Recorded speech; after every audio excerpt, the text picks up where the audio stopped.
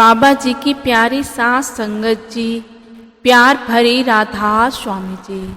सास संगत जी, हमें अक्सर इस बात का विशेष ध्यान रखना चाहिए जी। जब भी कोई सेवा पर जाना चाहता है तो हमें उसे कभी सेवा पर जाने से नहीं रोकना है। हम अगर घर वालों को सेवा पर जाने से रोकते हैं तो उन्हें उसका भार भी उठाना पड़ता है जी, क्योंकि गुरु घर से तो सेवा करने का हुक्म हो गया था। मालिक ने तो अपनी तरफ से हमें सेवा करने का हुक्म दे दिया था, लेकिन अगर हम उसे ठुकरा देते हैं तो इसमें हमारी तरफ से कमी है जी, गुरु की तरफ से कोई कमी नहीं है। और अगर हम खुद भी सेवा पर नहीं जाते हैं और अपने घर वालों में से किसी को भी सेवा पर जाने से रोकते हैं, यानी उन्हें भी सेवा पर जाने से रोकते हैं, तो उसका भार हमें चुकाना पड़ता है, क्योंकि गुरु घर की सेवा ऐसे ही किसी को नहीं मिल जाती है। जिनके बहुत अच्छे कर्म होते हैं, जिन्होंने कुछ ना कुछ कमाई की होती है, वे सतगुरु, वे कुल मालिक उस अभ्यासी को ही सेवा करने का हुक्म देता है। मालिक खुश होकर सेवा का निमंत्रण उसके पास भेजता है। संगत जी, नहीं तो हम देख सकते हैं कि कुछ संगत ऐसी है जिन्हें चाहकर भी सेवा नहीं मिल पाती। वे सेवा करने का अवसर ढूंढते हैं, लेकिन किसी कारणवश उन्हें सेवा नहीं मिल पाती, क्योंकि गुरु घर की सेवा जिनके बहुत श्रेष्ठ कर्म होते हैं उन्हीं को सेवा मिलती है। और ये बात वाणी में भी फरमाई गई है कि बिन कर्मों के सत्संग नहीं मिलता, बिना कर्मों के सेवा भी नहीं मिलती। जिस पर उस कुल मालिक की अत्यंत दया मेहर होती है, जिसे वे अपने साथ मिलाना चाहता है, उसी को सेवा करने का अवसर देता है। साथ संगत जी, एक सत्संगी परिवार जो कि उत्तर प्रदेश के कानपुर में रहता है और वहाँ पर उनका कपड़े का कारोबार है। उनका बिजनेस बहुत अच्छा चल रहा है, लेकिन कुछ वर्ष पहले उनका बिजनेस ठीक ठाक था। हम कह सकते हैं ना ही इतना बड़ा और ना ही इतना छोटा था, लेकिन फिर भी उस समय उन्हें किसी चीज की कमी भी नहीं हुई थी। उनका बिजनेस अच्छा चलता था। वे उस समय सेवा का कोई अवसर भी नहीं छोड़ते थे। हफ्ते में एक बार गुरु घर की सेवा जरूर लगाते थे और उनका सेवा की तरफ ध्यान था। और उस समय उन्हें नामदान की बख्शिश भी हुई थी। उसके बाद उन्हें रूहानियत की तरफ ध्यान देना शुरू कर दिया था। वे सेवा पर जाने लगे थे।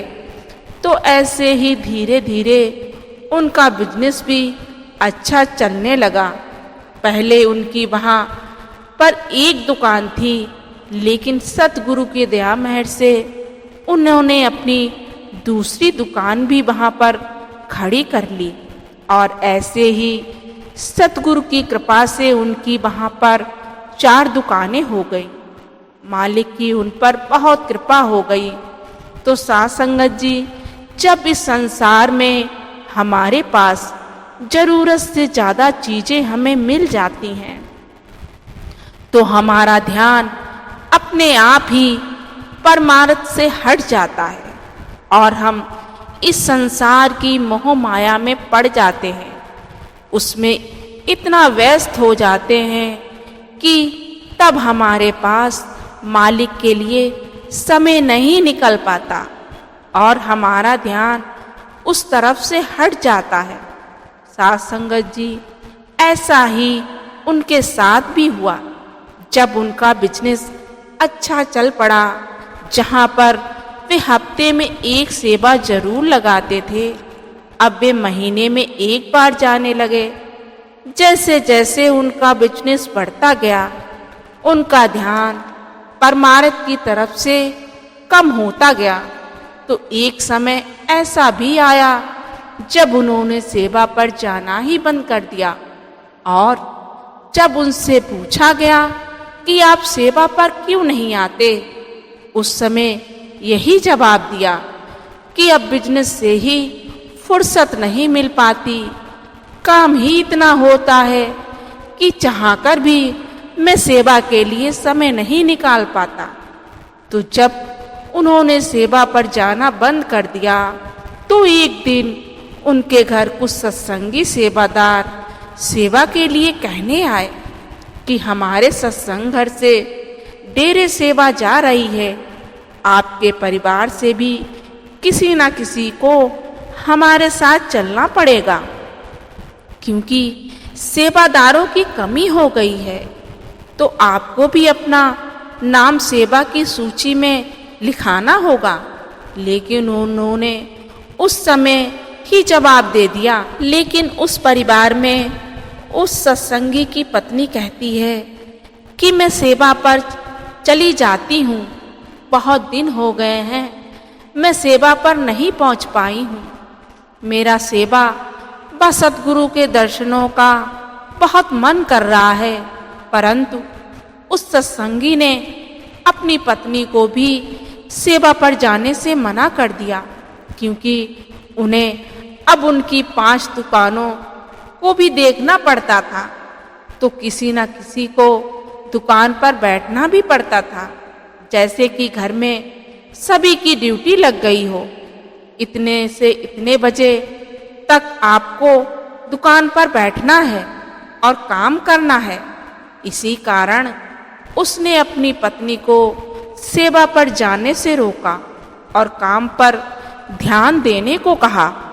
जब वे अपने पति के कहने पर सेवा पर नहीं गई तो उसे इस बात का बहुत दुख हुआ और सोचने लगी कि पहले मैं सेवा पर जाया करती थी, संगत के साथ मिलकर सेवा किया करती थी, कितना आनंद आता था। लेकिन जब से इस काम में पड़ी हूँ तब से मुझे ना तो अपने लिए ही समय मिल पा रहा है और ना ही सेवा के लिए जा पाती हूँ।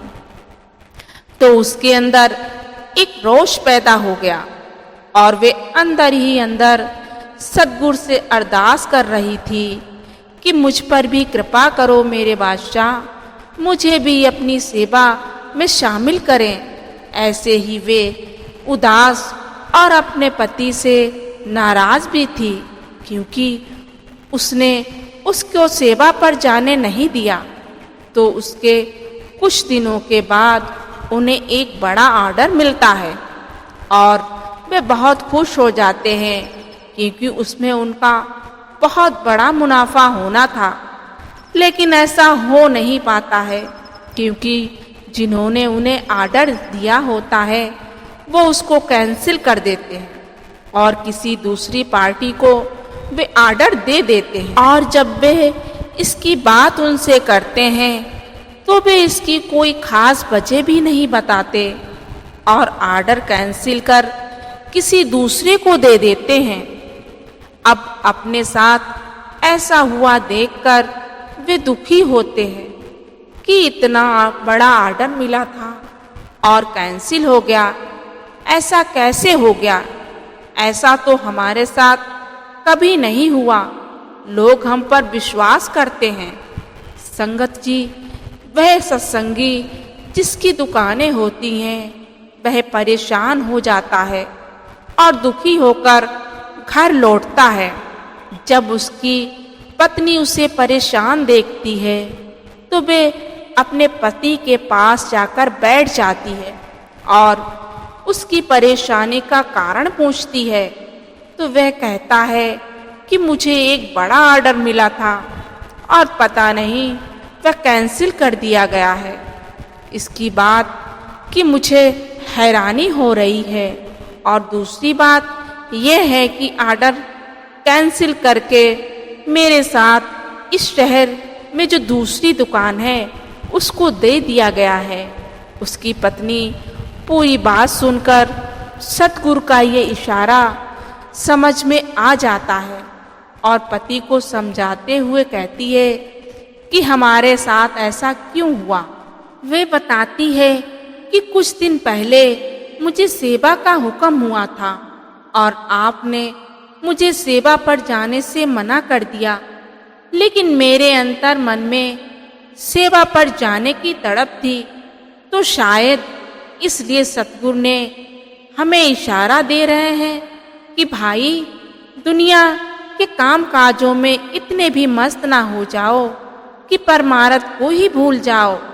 ठीक है कि हमें संसार के काम काज भी करने जरूरी हैं, लेकिन हमें इतना भी व्यस्त नहीं होना है कि हमें अपने गुरु के लिए ही समय ना निकाल पाएं।